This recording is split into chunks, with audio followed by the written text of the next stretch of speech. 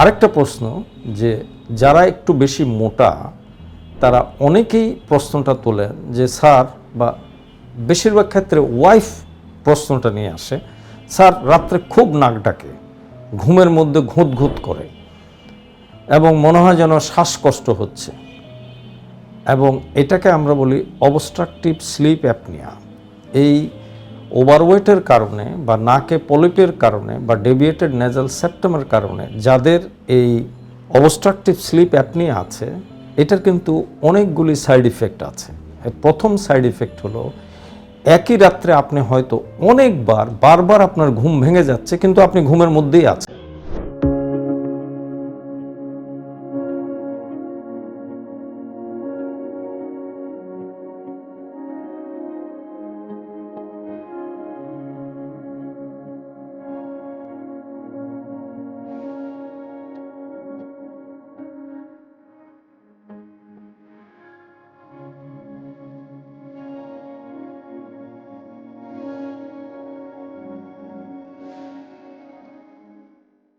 কাজেই আপনার সঠিক ঘুমটা হয় না।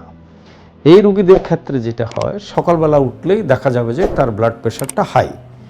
2 নাম্বার, এই স্লিপ ডিপ্রাইভেশনের কারণে তার কাজে কর্মে মনোযোগের অভাব দেখা দেয় এবং সারাদিন সে খুব ফ্যাটিক বা মনে হয় যেন শারীরিকভাবে দুর্বল থাকে, এবং এই রোগীদেরই হার্ট অ্যাটাক এবং স্ট্রোকে আক্রান্ত হওয়ার প্রবণতাটাও বেশি।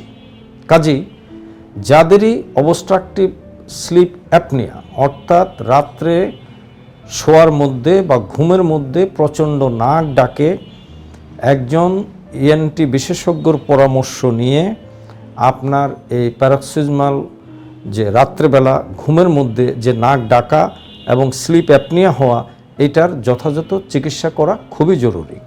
আর বিশেষ করে আপনার খাদ্যাভ্যাসে নজর দিন, আপনার ওজন কম করুন এবং যথাযথ চিকিৎসা নিন, তাহলেই ভবিষ্যতে উচ্চ রক্তচাপ, হার্ট অ্যাটাক এবং স্ট্রোক থেকে নিজেকে বাঁচিয়ে রাখতে পারবেন। কাজেই এই ভিডিওটা আপনার আত্মীয় স্বজন, বন্ধুবান্ধব সবার সঙ্গে শেয়ার করবেন, কারণ আশা করি এই জিনিসগুলি জানা থাকলে ভবিষ্যতে আপনি আর আপনার পরিবার হার্ট অ্যাটাকে আক্রান্ত হওয়া থেকে অনেক দূরে বেঁচে থাকতে পারবেন। ধন্যবাদ সবাইকে।